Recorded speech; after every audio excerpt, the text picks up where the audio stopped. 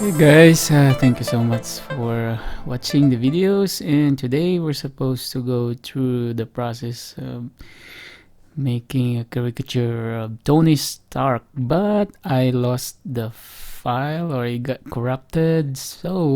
But we have some few studies of the sketches I made that's left. So what I'm going to show you today is a time lapse of how I did the background and the body. So yep, let's get down to it.